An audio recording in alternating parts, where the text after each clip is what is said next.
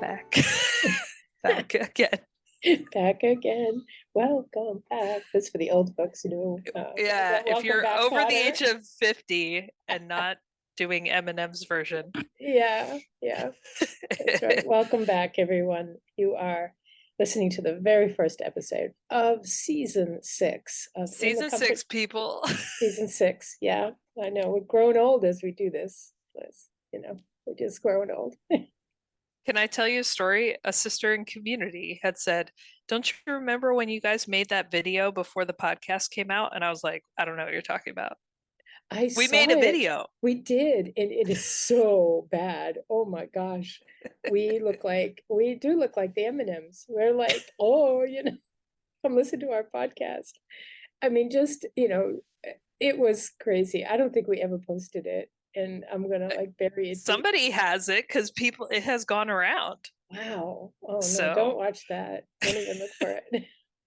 just stick with us. Listen to the That's right. podcast The as it voice. It's is. all about the voices. Has nothing to do with these videos. Yeah, that was kind of crazy. Yeah. We've had some good times. I'm telling you. We have. I would hope that especially some of our critics who complain about our sound occasionally, and you know who you are, will say that we've improved. I would hope. Yes. And now we're like totally high tech. Neither of us are on earbuds today. I know, isn't that great? What I- a world. It's, I mean, season 6. We have proper headphones, It's proper amazing. microphones, Yeah. and Zencaster, everybody. And if you don't know what it Zencastr. is, it's a thing. And it helps with podcasts. Yeah. So it only took 6 episodes. I mean, 6 seasons for us to get here. But here we are. And we are on the eve of the feast of St. Vincent de Paul. Next to the eve of the feast of St. Louise de Marillac. This is the best day ever, right? The best. They're equal, of course, St. Louise de Marillac and St. Vincent de Paul. Isn't it great that we start our podcast seasons on the feast of St. Vincent, or around or thereabouts? But what a great way to start, like we're just so happy to be doing this. And I have heard feedback from multiple people that they actually listen to the podcast. So if you're listening, thank you for listening. Thank you so much. God bless you. And tell we your love friends. You. We do love you a lot. That people actually listen. People do listen. It is really something. Yeah, I love it. I love when people say, "Oh my God, that was a great episode." Or you'll talk to someone and they'll say, "Oh, what season was so and so on?" Because I loved that one. And I'm thinking, wow, you've been listening to like seasons. I'm so excited. Yeah. And we're way up there, 125 episodes or something now. I mean, yes. So it's a lot out there, folks. If you're only beginning, welcome. Welcome. Absolutely. There's more to come. Yeah. And the amazing, great sound, the crisp sound of our voices with no interruptions by the internet. And now you can hear the weather report with such clarity. You won't even know. You'll be like, we've been missing that all the time, Yeah. I am in South Texas. It's still hot. And surely when this comes out, it will still be hot. Yeah. I'm in St. Louis and it is cooling off a little bit. So it's cooling sweater off. Weather. It's not sweater weather yet, but it's close. It's sweater weather. You did that on purpose. There's a little clip. You all know if you're on TikTok or Instagram, sweater weather. Yes, it is almost sweater weather. And of course, right now I'm somewhat home alone. The 5 seminary sisters are scattered across the country. Well, they're kind of clumped in California and Texas and one in New York, but they're across the country doing their apostolic experience where they go and live and work in a local community. So shout out to them because they will not be home until sometime in October. So they're celebrating the feast, in a local community somewhere in Texas and in California. And I keep reminding Texas because Sister Liz has been very graced to have one of the Yes. seminary sisters. But we do have a new seminary sister as well, here from California, from the province of St. Elizabeth Ann Seton. So it is not an empty nest. It is, and we have a new companion sister as well. So we have a full house, folks. Things are changing, and we have new provincial counselors that just came on, got installed. Yeah. It's just been a wild summer, full of grace and some rest and some action. But we are trucking along and blessed, and super blessed to kick off this season with Sister Marie Poole. Oh, if you know her, you love her. She is awesome and just dropping some good knowledge. Yeah. Oh, the absolute premier person to have on this. I mean, she is the St. Vincent and St. Louise historian par excellence. There's just nobody else like this woman. And I must say too that she is from the holy city of Boston. And you may notice that she and I sound a little bit alike. You know, she of course has the much better accent than I do because it's so pure. You know, because everything about her is perfect. She's like cringing if she actually listens. I know, right? Intro. But great, some tidbits you might not know about St. Vincent, some cool stories, and then an insider's view on the ministry of translation and interpretation. If you listened a couple seasons ago, we had Sister Judith Mauser on talking about translation and interpretation, and just really neat for the people who love language and are interested in how that all works and how to bring things from the 17th century French to 20th century, 21st century English. Very, very cool. I think you guys are going to like this. Yeah, I think so too. And it's such a gift for us to have Sister Marie Poole as the translator, but just to have these volumes and volumes of Vincent's writings. And so we just thank her so much for her service to the company by translating these into English. It's just such a gift.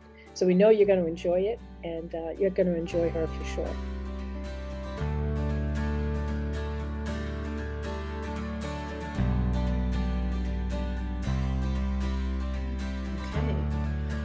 Well, welcome back to the podcast, everybody. We are really, really blessed to have what I consider one of the heroes of the community with us today, this morning. Thank you so much, Sister Marie, for joining us. We're so glad to have you. Thank you for asking me. Tell me first, give a little bit of who you are, where you are right this second. Right this second, I am in Emmitsburg waiting for the copy of Volume 2 of Mathieu Brejon's History of the Daughters of Charity, which has been completed but is waiting for his checking, and then it should be published by the end of the year. Oh my gosh, that's Volume 1 was really, really cool to read and study. Yes, it's very informative and very well documented. Sister Eveline, the former Superioress General, was behind his work. So, very good. C'est la vie. C'est la vie. Tell us a little bit. So, the Daughters of Charity, we do a lot of different things, right? You became a daughter of charity, obviously, and then how was it that you got into this kind of work? Well, I think you may have heard that my grandmother is French Canadian, and I always wanted to learn French, but she wouldn't teach me. She said, "No, I want you to speak good French." She was a Canadian farm girl who spoke a patois. So I had to wait until high school, and I certainly did learn French, and I went on to get my bachelor's and my master's in French. I wanted to go to the missions from the time I was in the 7th grade, and I was in the daughters' school. Actually, we didn't have a parish school, so it was a home for children. I didn't live in the home, although I asked my mother if I could be an orphan, and she said no. because they had much better toys than we did. However, I managed without it. But when I came to the community, I learned that we did have missions that didn't require nursing. And I also realized that my French would be very helpful if I was in the missions, although I didn't know what they'd do with me. So that was my goal then, to join the missions. Meanwhile, I taught grade school and high school and college, French, Spanish, and Latin. And so I just continued with my work until I got the acceptance for the missions and went to Paris. And I had put on the application that I was willing to go anywhere except to a hot country because the heat made me sick, which it did. And that was the end of my missionary career after 4 years trying to be a mistress of novices for an indigenous community. And the cardinal had asked for his own diocesan community because there was political unrest in the Congo where I was. This is the French Congo, not the Belgian Congo. And he was afraid that all the French sisters were going to be put out of the country, and he wanted his own sisters to continue. So that's why I worked with them until I had to come home after 4 years. They sent me back to the U.S. where I had to rest for a year, bed rest for a year until I was cured of whatever I had. And then I went back to school, to high school, because the college where I had taught, St. Joseph's College, was closed, so I couldn't go back there. So I went back to teaching high school. Meanwhile, one day, a car arrived with Father Joseph Dervin in it. Now, Father Dervin is the author of the Life of St. Catherine Labouré and the Life of St. Louise. So I didn't know what he was doing on our doorstep, but he was trying to capture me, I think, to do the translation of the works of St. Vincent, because the Superior General at the time was very annoyed that we did not have Vincent's works in English. So Father Dervin came to try to persuade me to accept being the translator of the works, which I did. And that was, how many volumes did it end up being? 15. I would say from the beginning to the end, because I wasn't there in the very beginning, I was in the Congo, but it took about 40 years to do the entire series. For the people that are not familiar with, we call them the cost volumes, they're just, it's like Encyclopedia Britannicas of having all of Vincent's. What does it contain? Well, the actual title of the series is Correspondence, Conferences, and Documents. But it contains not only the letters, the correspondence of Vincent from Vincent, but also to Vincent, whereas the spiritual writings of St. Louise has only letters from Louise. It doesn't have letters to Louise. So there's a little difference there. But that's what's in it. Now, in the conferences, Vincent gave conferences to the Daughters of Charity and to the Congregation of the Mission, as well as to the Visitation Nuns, because he was at the same time superior of the Vincentians, of the Daughters of Charity, and of the Visitation Nuns. Strange to say, we don't have any conferences to the Visitation Nuns, even if the scholars went in Paris to the Visitation Monastery to try to see if they were there, and they were told there were no conferences. So we don't know what that mystery was, because we know he gave the conferences to them. You've often said that in order to understand St. Vincent, St. Louise, we have to understand the times, 17th century France, what was going on historically, politically, socially, etc. So for the newbies out there, as a refresher for those of us who been a while since we were in the seminary and learned all this stuff, what exactly is important to know about what was happening at the time in order to understand our dear founders? Yes, St. Vincent and St. Louise founded the Daughters of Charity to relieve the persons who lived in poverty. And the 17th century was a century of poverty. There was constant war throughout the century. There was also a great deal of sickness with no cures for the illness. And Vincent and Louise tried to alleviate all these ills because the government was doing nothing for the people. So that's why they wanted to do something for the poor people.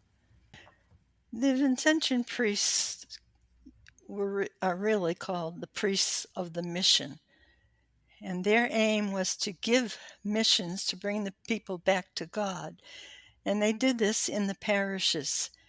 And whenever they gave a mission, they formed what we call a confraternity of charity, where volunteers in the mission would go out and work with the people. And that's how the Daughters of Charity came to be. They were part of the confraternities in the beginning, but the confraternities did not have the depth of spirituality that St. Louise wanted to give them. And so she would form these young women to be servants of the poor, but she also gave them a spiritual aspect to their work. That was the difference between the confraternities, although the confraternities continued to work because with the sisters, every time the Vincentians gave a mission, they formed a confraternity to take care of the poor. And that's where Louise came in with the daughters to help there. And that's what they did.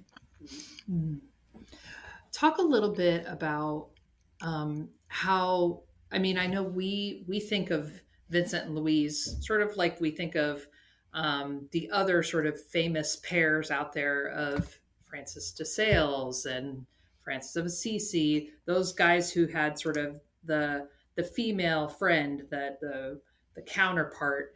What was that like for Vincent and Louise at the very beginning, and how did that progress over time, would you say? At the very beginning, they had to be careful that there couldn't be any misinterpretation between the work that the two of them were doing together. And you'll notice in the correspondence, he's always Most Honored Father. He's never Vince or just plain Vincent. And she is always, it was called Mademoiselle.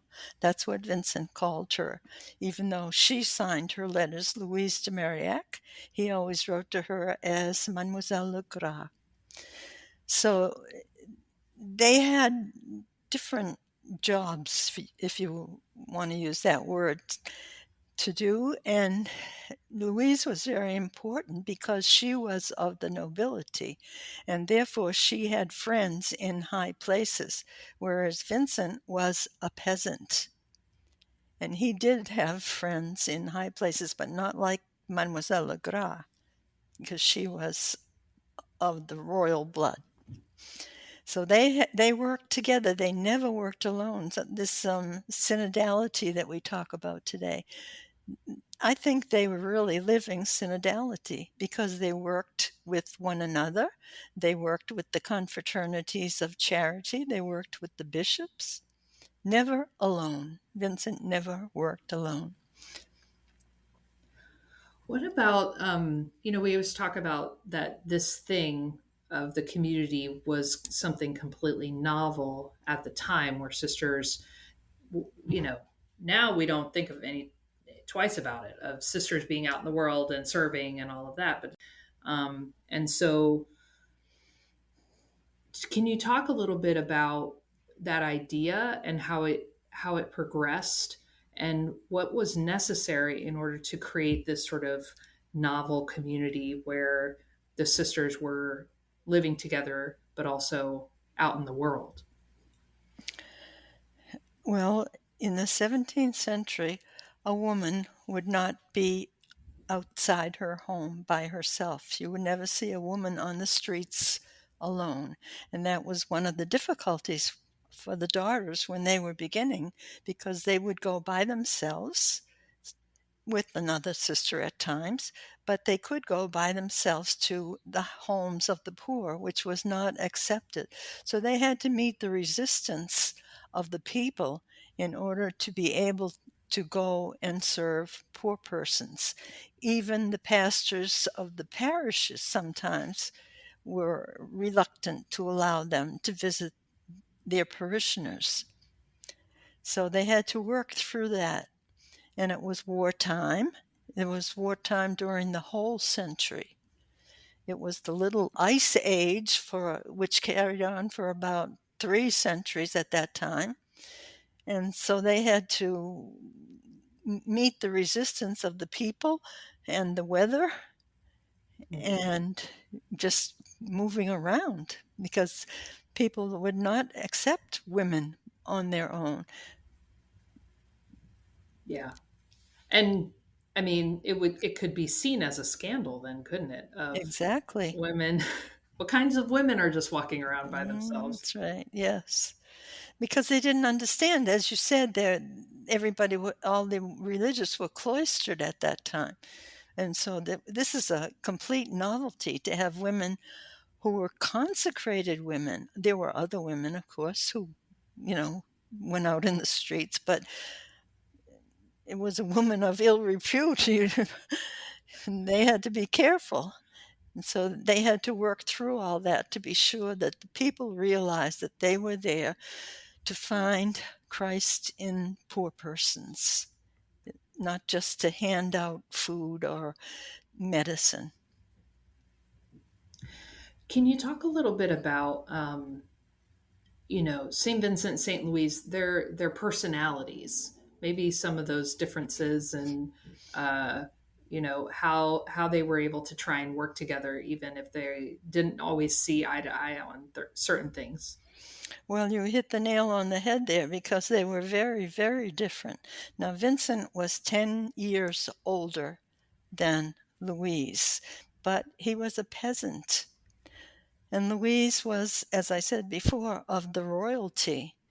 So he had to dance around her a little to be sure that he was using the correct language, because he was always polite. And of course, she was super polite with him because she was of the nobility. But they worked together very well, even though at times they did not agree with one another. For example, when the numbers grew among the Daughters of Charity, Louise said, we need a new house. Our house is too small. And Vincent said, well, all right, but don't get too close to us because people will talk. So, docile person that she was, she took a house right across the street from the Vincentians. And they kept that.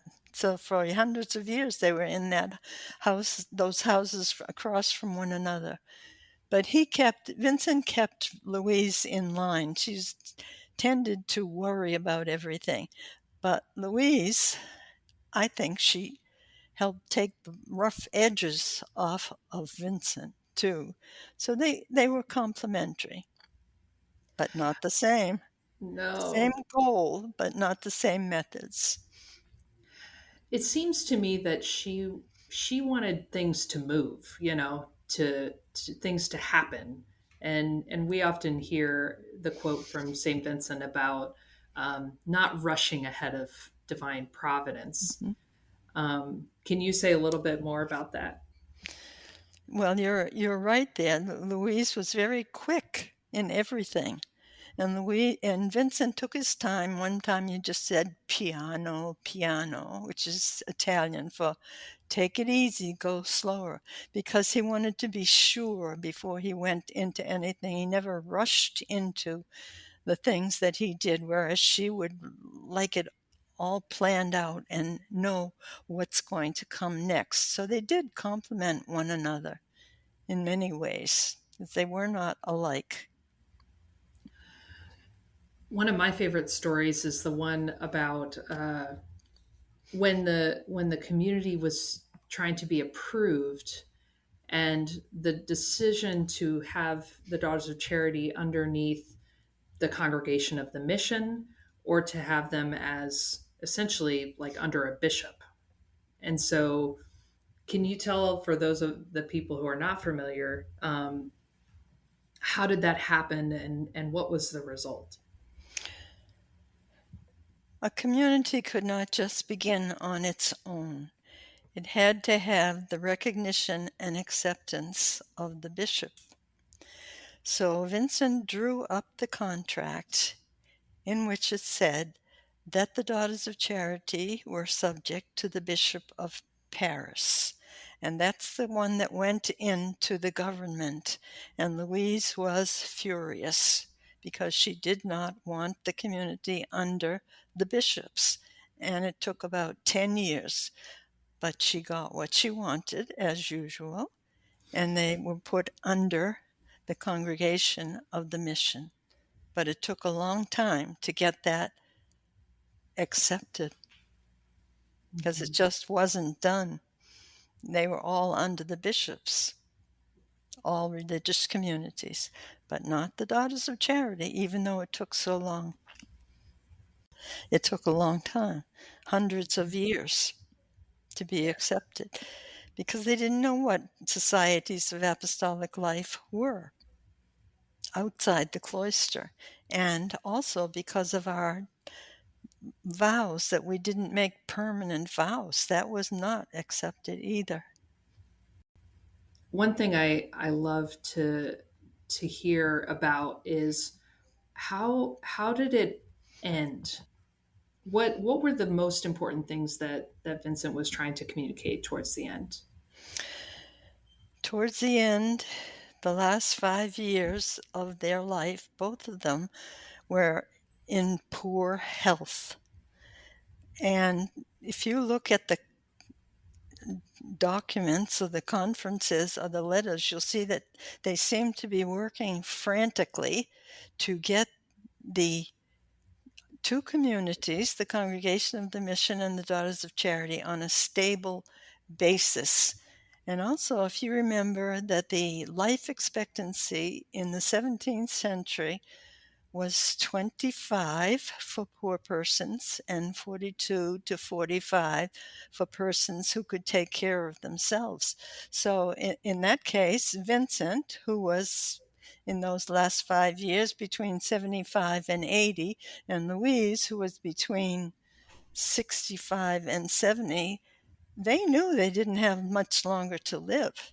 And both of them had some very serious illnesses at that time.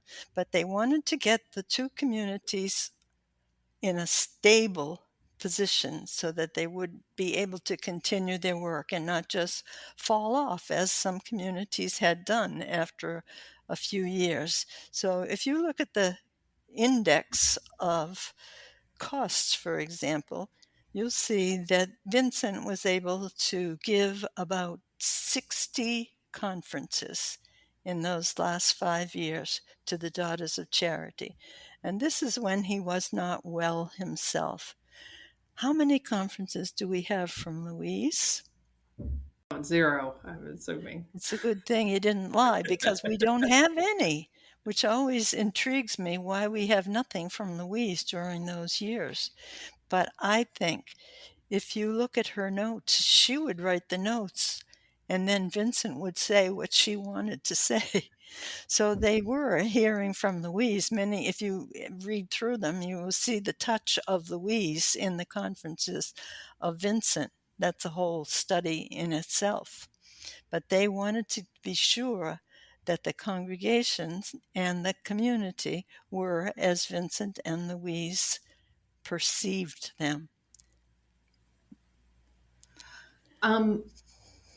Talk a little bit about your work on the translation of his conferences, and maybe like how they were different from the ones he gave to the CMs versus the daughters, and then a little bit into how you went about translating as a team with the other translators. If you read the conferences to the daughters and the conferences to the CMs, you'll see a whole different aspect of Vincent. He was gentler with the sisters. With the confreres, he let them have it sometimes. Their conference of December 6th, 1659, is what they consider his last will and testament to the confreres.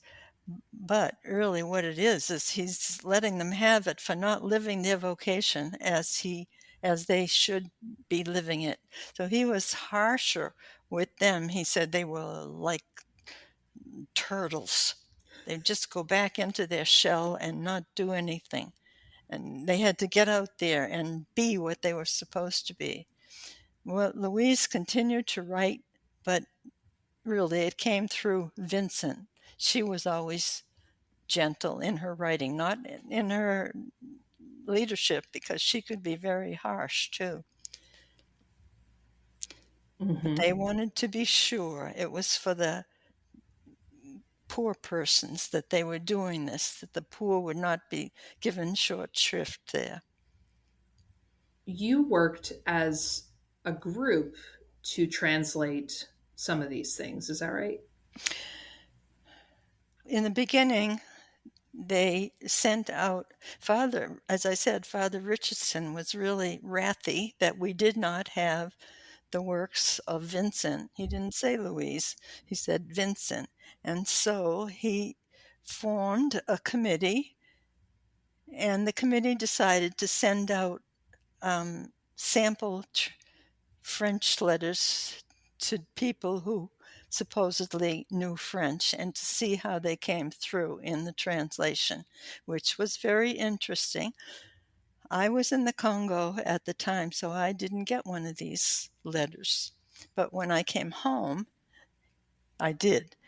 And that's why one day when Father, who was in charge of the committee, came by and took me out to dinner, which was quite unusual at that time, but really he was just trying to butter me up to see if I would take over the editorial position for publishing the books. Well, I didn't have that right on my own. I had to get it through superiors, but they finally said yes, but I had to keep doing my other work too, which was at that point the assistant principal of a school. But in the beginning, yes, there was a team, but that dwindled down to one person to do it. And one good thing that came out of that is I had good readers. I had 4 Vincentians who were the readers. One was a historical scholar. The other was a religious scholar who knew the 17th century. And the other one was an English scholar who didn't know any French at all. He just knew the English to see if it was correct. And the other one was a French scholar too. So it was teamwork. In other words, I would do the translation, a certain amount of it, and then send it out to these people. And this was before the computer, so it was all, on paper. And then they would send it back, which was lovely, especially when they contradicted one another, which they did, because one lived in Ireland, he was Irish, one was in Britain, one was in the United States, and we did not say things in the same way. So sometimes we used to have little battles as to what the words were. And Father McCullen, who was the Superior General, when I was talking to him about the translation, he said, "You're the boss. You choose. You do what you want." So, oh, good, which I did. But I always had to check with them, of course, to be sure that it was acceptable. And also, I used 5 dictionaries, because what words in the 17th century did not always mean the same in the 20th and 21st century. So I would sometimes have to check there what he's talking about. Would it kind of be like us reading Shakespeare or It would. some old English where you have to get it into the French, into modern French, and then translate? Or what was your approach there? Yes, well, I would do it right into modern. I wouldn't do it, stilted, because that's the way it turned out if you did it word for word. So you had to know the language, and you had to know the history, and you had to know the background of the Vincentian heritage too, to get it for good reading for our 20th and 21st century readers. And that was not always easy. How did that work to try and make it readable for an English speaker from any country, but also, I don't know, understandable or accessible? Yes, I had to be careful in translating that it wasn't literal, and that it meant the same thing in the 17th century as it did in our time. So I always had to check that. And sometimes they would pick up things like that, and say, you can't say that because it doesn't make sense. That's not what Vincent was saying. There were certain words that had different meanings, that's all. So he had to work with a classical dictionary, that's 17th century, besides 4 other dictionaries that I used. Had to use the financial dictionary because I didn't know all those terms that they were talking about in there. What do we learn about his personality from those conferences? We learn that he's a very patient man, but he has a temper, and he would use it when necessary, and he would call them not so much the daughters, but he did. Sometimes he was a little strict. Like one time he came to give a conference and the sisters weren't there. And St. Louis, he said to St. Louis, well, where are they? Why aren't they here? And she said, the conferences began at 2:00. This is 5 p.m. And she said, if they knew that you would be here, they would have been there. Splat. So she wasn't afraid to, tell things the way they were. But he was also with her, and she was a warrior. And one time, one of the sisters left, and Louise was very upset because the sister wouldn't give back her habit. And Vincent said, for the love of God, mademoiselle, get over it. That's a trifle. I think that's pretty strong to say to her. So she got over it. It's really something when you read about some of the things that happened early on and you think, holy mackerel, something where a sister was literally, they fought another sister physically. They did. I didn't just misremember that. That really because happened. they're country girls. They were rough country girls for the most part. The city girls were of the nobility, and they went to the cloister. So there was that difference. They didn't come. We were considered rough, That's so funny. Well, and how great is that? Like why should a call be reserved only for someone who can pay for a dowry? They got over it. Yeah. It took a couple of 100 years, but they did. Yeah. What do you think is important for us today that we can learn from all of this, from St. Vincent and how he operated, and St. Louise in the world, what they had to say to the community? How does this speak to us today? We have to know who we are. Why were we founded? What were we asked to live? We live in community. We have to know about the early days and the struggles, because when those country girls came to serve poor persons, they had to learn how to live in community. They had to learn how to work with other people. but they also had to know what it was all about. And that couldn't happen overnight because we didn't have communities as they had them when Louise and Vincent formed them. So they had to get a happy medium where the sisters could live their community life and also be able to serve poor persons as they needed to be served. And it took a long time for them. Well, it took a long time for Vincent and Louise to really decide what they wanted to do. It didn't happen overnight. And as you read the conferences, which I suggest you do, from the very beginning, you see how it builds up to be the community that it was when Vincent and Louise were in their autumn years, when they were trying so hard to get everything in place. Vincent gave conferences to the CMs too in his elder years, but he couldn't finish. He died before he finished doing the conferences. The daughters, I think Louise was after him all the time, so he had to do it. And she had people taking notes in the back, or she Oh, would be taking. Yes. This has been really, really wonderful. And I think one way we can close is to just touch on the fact that we have so much from our founders that is a huge blessing that many other communities do not have. The volume of, and literal volumes of correspondence and conferences, it's really amazing. And so, what kind of encouragement? Maybe you can offer the Daughters of Charity some encouragement to continue to be steeped in our history in that way.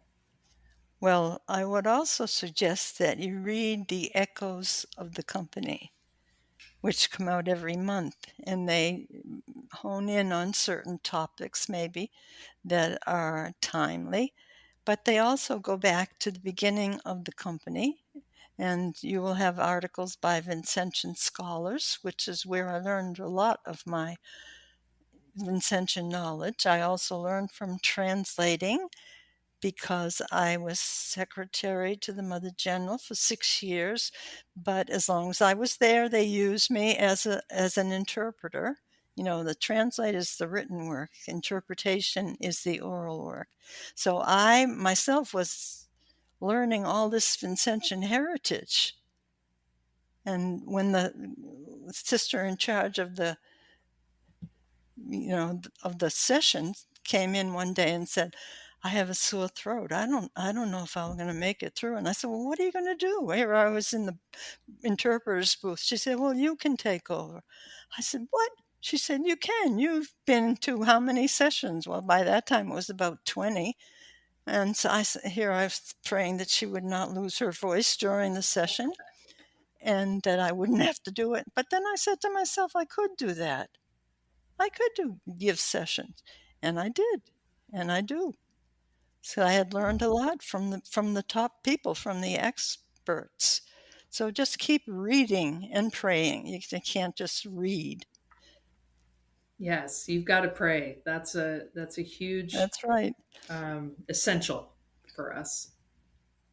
So I would just love to thank you again for taking the time, and it really is people like yourself who've dedicated your community life to this kind of work, so that the rest of us can benefit and be inspired and continue to be faithful to this call that we have, and to our founders who lived it in their time, but it's a timeless charism, and we have to be faithful in our time. You have to be faithful, but you have to pass it on. That's the hard part. So even if it's only small things in the beginning, you have to pass it on in a language and in a way that's palatable to younger people. Absolutely. Well, thanks again, Sister Marie. It's been wonderful to have you. You're welcome. It's been my pleasure to share.